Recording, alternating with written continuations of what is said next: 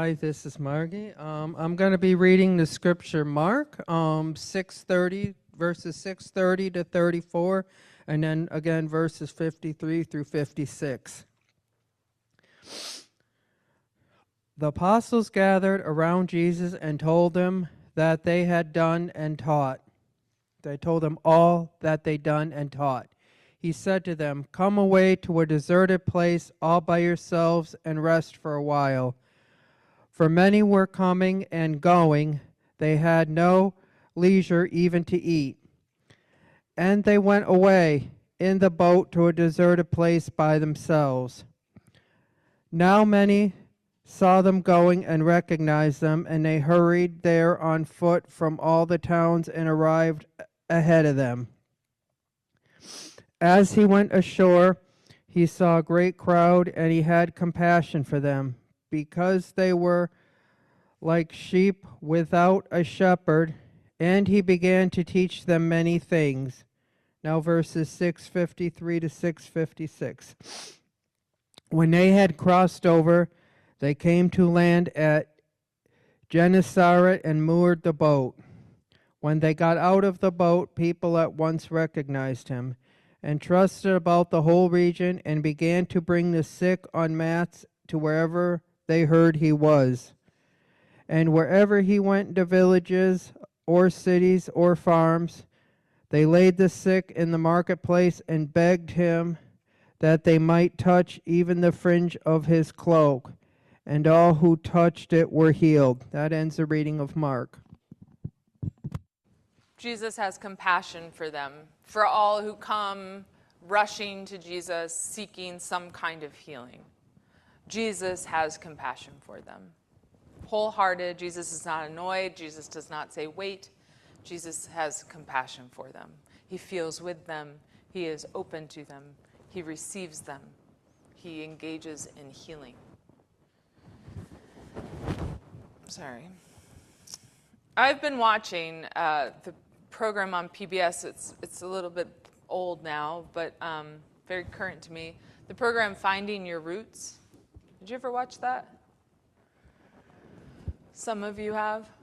So Henry Louis Gates Jr., he's the featured host of it. He's the host. And basically the premise of this story is it features celebrities, so all kinds of celebrities, actors, political folks, medical science field folks. And usually per episode there's 2 or 3 people that Henry Louis Gates and clearly his team, right, have helped to trace their genealogy. And so the course of the show is him sitting, across a table with somebody whose genealogy they have mapped in some way, and sort of going page by page and revealing stories that they found, names of people, right? Records where ancestors' names are actually written. In some cases, photos. They do this for all kinds of people, and there's always something found, okay? And I've really been liking watching this, and it stands out. One of the reasons is because I find it a very connecting show. It connects us to each other, I feel like. So what happens in it is every single one, every single episode, every single genealogy that's traced, however, even if it only is back like 1 or 2 generations, there's maybe more so in those cases, but there's always persecution at some point in everybody's family lineage, in everybody's ancestry map. There's always some form, in the form of enslavement here in the United States, in the form of crushing poverty and horrific housing conditions in a previous country before they came to the United States, persecution for religious identity, especially for Jews from this region of the Pale of Settlement where they're already being relegated to be, and then escaping that because increased persecution. In the form of labor without end in the sugarcane fields of Puerto Rico, and the persecution of and the making of the poor by the rich. In this show, whatever skin color or ethnicity of the guests being presented. So the people sitting there with Henry Louis Gates Jr. at the table, whatever their presentation, there is always persecution at some point in their story, right? There's always significant suffering that has dictated the movements of their ancestors, or that when the ancestors sort of became part of this place, the United States, they continued to endure significant suffering. There's always this struggle that is part of the map. And then there's pride that comes out of it, right? There's pride that comes out of people encountering the struggle of their ancestors and seeing how they endured, how they faced it. There's guilt, there's grief, there's shame, there's recognition. There's all kinds of emotions that happen. I find it very hopeful and very powerful to watch this show because it, to me, it's a physical embodiment of our healing us out of our siloed identities. It is an exercise in bringing each of these celebrities who he's sitting with closer to their own lineage, stories they don't know, right? So it's like extremely personal in that way. You see each person just really shift their own sense of themselves. Each person feels it differently. But it's deeply collective at the same time because each individual story echoes with other stories. And if you watch more and more, you see the echoes more and more and more. I have wanted to gather us here. I have wanted to gather certainly the Trump supporters holding the mass deportations now signs at the Republican National Convention. I have wanted to gather them to sit with me and watch all these many episodes of Finding Your Roots and recognize, see themselves, recollect their own story, learn their story in the stories of others. I have wanted to gather us all together at the healing potential of Finding Your Roots, a PBS series, to be reconnected to certainly ourselves, but to a sense of our being part of this whole that we are in together and we share so much. Jesus has compassion for those who have come to him. They began to bring the sick on mats to wherever they heard he was. People have run ahead of Jesus, wanting to be healed because they know he's around. There's a desperation, right? The healing is, they want healing. I have wondered, who would I bring to Jesus for healing? I wondered, who would I bring? Who would bring me to Jesus for healing? Where and what is the healing that I would seek? And more, the question emerged, what is the healing we need? What is the healing we need? That we might go to Jesus and ask to be healed. Can we gather up the whole United States, all of us in it right now, and bring us to Jesus for healing? What I feel watching Finding Your Roots, and this is not an advertisement, but I do hope you watch it if you want some of this connection. What I feel watching Finding Your Roots is the healing that we need. The healing we need is deeply to reconnect to the we. That the healing we need is the we itself. The healing we need is to be given into the we. To no longer be only I, or us, them. Central to the healing we need, how we might bring ourselves to the healing power of Jesus is to find, to reconnect with, to know for the first time, we.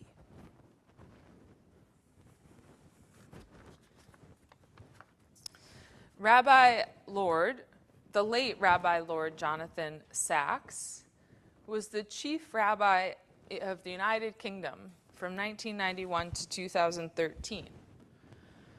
I didn't know they had a chief rabbi, but that's cool. They have a chief rabbi.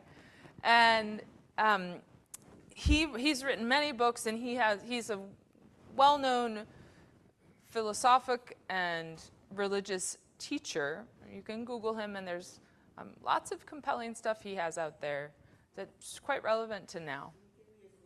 Yeah, Rabbi Jonathan Sacks, S-A-C-K-S. Oh, yeah, C-K-S, yeah. So he wrote a book. He died early and sort of unexpectedly of cancer recently. Good morning, folks. In 2021, I believe. And there was a book he wrote that was published just before his death called Morality, Restoring the Common Good in Divided Times. And the premise of this book he describes as this: we are living through cultural climate change. And just as the other climate change is a threat to the future of life, so cultural climate change is a threat to the future of freedom. It's happened because we've relied on two institutions alone, the market and the state. And we've forgotten the third one, which is about a shared sense of moral commitment to one another. The problem is that the market and the state are about competition, whereas morality is about cooperation. The market and state are about the pursuit of self-interest, whereas morality is about the common good. The market and the state are about I, whereas morality is about we. We need to restore that sense of collective responsibility for the sake of justice, freedom, and the good society. We need morality back at the center of our lives.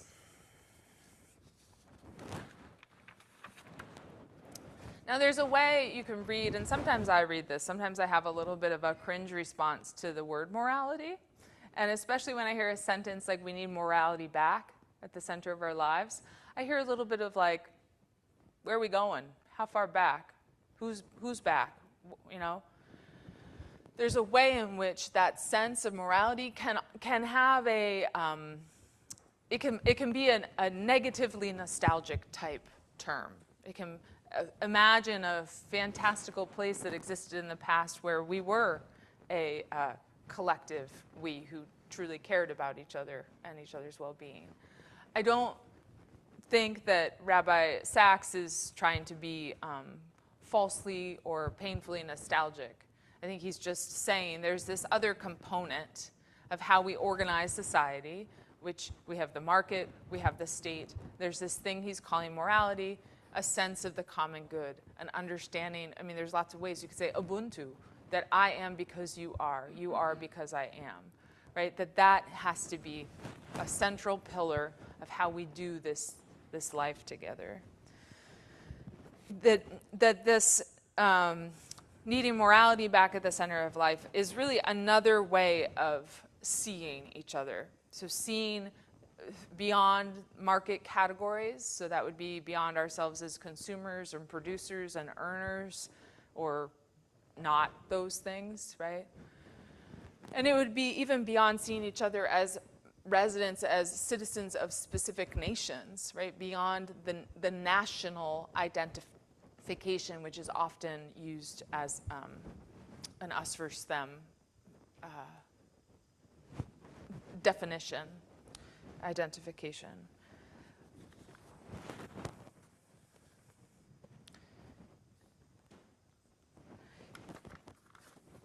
We need to return a sense of morality at the center. He says there's a edit he does in the beginning of the book that's in the United States after COVID, and he says, we have no right to freedom if exercising that right harms the freedoms of others. Liberal democratic freedom is collective and depends on self-restraint. A society in which everyone feels free to do what they want to do is not a free society. It's not a society at all. It's anarchy. So he's pushing this, right? He's really saying it can't just be I. It can't be I produce, I consume, I am a citizen of. It has to have a concept of we. We know this. Part of we healing is a deep reverence. So this notion, I said, what is the healing we need? Part of the healing we need is to return to a we, to find a we, to re-engage deeply with an understanding and feeling of we together. That is central to the healing we need. And part of that we healing is actually a deep reverence for the I, for each I, the sanctity of each and every one. Part of the way to the we is to see more clearly the awesomeness of I, the holy wonder of I, the sanctity of I, the sacredness, the God in I, in each of us. Part of getting to we is actually seeing anew each I, and that's part of the beauty and power of this show, Finding Your Roots, is it's I, right? It's one individual sitting across the table from Henry Louis Gates Jr. having a conversation about that one individual's genealogical story. They are seen in their fullness. They're introduced as the individual they are and how they have lived in the world and the values they bring. And then their story is expanded because in this I is the sacredness of so many we's, right? Part of getting to the healing of we is really a long, loving look at each I, at each one of us. In our beautiful Christian language, it could be just really looking at each other as if there's Christ there, right? Seeing Christ in the other. Really like a long, loving look at each other, a way of seeing is, I believe, this central to this call and this need of healing. Another example of how this isn't just a nostalgia, this isn't just a going back in time, is a small example. There's an economist, Kate Brayworth, and she has, with others, developed this theory, a new economic model that she's and others encourage us to adapt, and it's called a donut economic model. Donut economics, okay? Why it's called a donut is because picture a donut or a bagel, right? It's a circle with a hole in the middle. It's a circle with the hole in the middle, and the outside of the donut or the bagel, if you'd rather, is ecological limits. So we cannot go beyond this because, in fact, creation has this limit, the ecological limits. And in the middle of the circle, that inner ring, is the social foundation. Social foundation. What each individual, what each I absolutely needs to be alive and set up for wellness, right? So and that our economic activity, our collective activity happens inside the donut, right? In the substance of the donut, not in the whole. So we need to organize our societies and our ways of being together so that nobody falls into the hole at the middle, right? And that we don't expand beyond the ecological limits on the outside. This is not nostalgic. This is not brand new either, but it's also like it's a new model. It's an emergent model of how to think about economics, how to think about our give and take and our resource sharing. I just wanted to say that, and that I would say that she and Rabbi Sachs, I'm sure, engage in a similar conversation, right? That we have to regard the we and our collective responsibility for the common good. It's an economy of the common good. So this is not nostalgic. If you were going to go to Jesus today for yourselves, just reflect for yourselves, what is the healing that you would seek? What would you have run to Jesus asking for compassion upon, hoping that he might touch you and heal you, or you might feel some sense of his power and presence? What is the healing that you long for and need?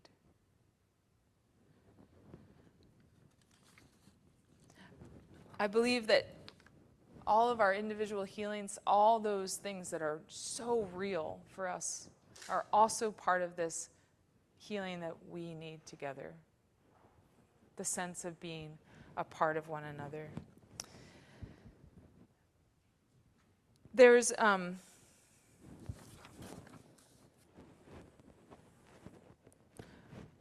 so being part of a we can heal us.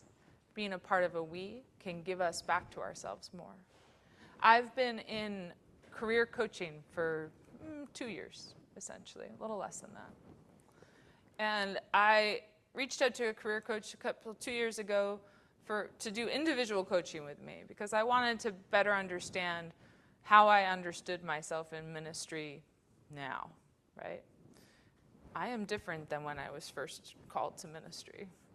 And certainly church is different, and the world is different. And how do you piece all those things together? And as Howard Thurman said, where's my deep joy and gladness meet the world's need, right? So like, how do those things all come together? So I sought out coaching. I interviewed a potential coach, and she's great. She's really great.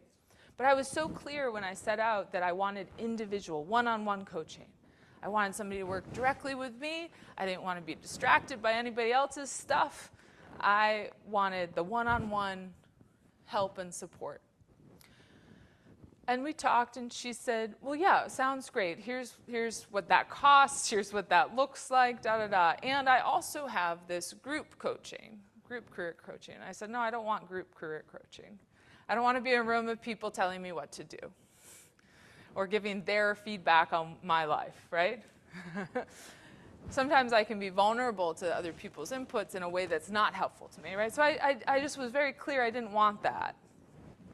But then, of course, we talked more and more and more, and she was excellent at her job, and she said, well, this is how my group coaching happens. And she described her group coaching. And I was like, oh, okay. And so I did both a short session of individual, so just a couple individual sessions, and group coaching. And it was the group coaching that I loved. And it was the group coaching that was actually helpful, like deeply helpful, right? So she structures her group coaching in a way that avoids that whole, like, you're sitting around a table and everyone then tells you what they think you should do. And you have to nod politely or just say no. So she structures it small. There's 4 of us. And each session we meet, 2 of us are coached. So we bring a particular thing we're focusing on or that has been emerging over our sessions together. And so essentially we are individually coached in front of others. And after that, each session, she asks the opportunity for the people gathered. We're actually on Zoom. She says, does anybody want to share a gift received or a need met from witnessing the coaching? And so somebody who has been moved by your coaching then says, I received a gift of, and it might be, for example, it was a gift to see your vulnerability and your tears come down your face. It really resonated with me. I feel vulnerable too. Or you met my need to know that I'm not alone in this struggle. And the more specificity depending on the case. And that's the extent of people's contribution to your one-on-one coaching session. And then you witness other people, right? So 2 people per session, and it just keeps changing. So the power of the we in the group coaching is that there's like an exponential type of clarity and healing that happens because you're not doing this in your little eye bubble. You're bringing a well-guarded, well-protected, well-curated, you're being given a well-guarded, protected, and curated space that respects your sacred eye, right? That she holds off the intrusion, but you're doing it in front of others. And watching people's heads nod as you speak, you're like, oh, wow, I'm not an alien. Like, people get what I'm saying? I thought it was a weirdo. Oh, they're weirdos too. Oh. And then basically we're all weirdos. And we all struggle, right? And the power of the we is that is the power of this group. It's helped me to sink into my own sense of me and to express that just more robustly. Because the healing of the we, the container of the we, helps us, right? It helps us. It's that dance, the I and the we. Right now, I think we need more we, right? The healing that we need is more of the we, not in disregard to the I, but as an evocation, as invitation for our deeper eyes to come out. I'm going to share. So a central part of that is a way of seeing each other, right? A way of engaging with each other, a way of seeing each other deeply, individually, in addition to, beyond, in a way at first, all the categories we might project on somebody, right? We see first, we listen first before trying to define and categorize, and that's a very hard thing to do. As part of the work of healing the we, is really allowing the eyes room, real room. Poet Marie Howe is a beautiful poet, and she talks about, she's a creative writing teacher currently at Sarah Lawrence, and I had the opportunity to be, not at Sarah Lawrence, I did a writing workshop with her. And she did this in a short way with us, but this is what she does with her students at Sarah Lawrence. And this is from an interview with Marie Howe on Being with Krista Tippett, the podcast program, or radio program. And I want to share it. I'm going to go do the both voices. I think it's clear enough who's who. But so Krista is the interviewer, and Marie is being interviewed. Marie is the poet. Krista is the host of the program. And her whole thing is about attention here and seeing. So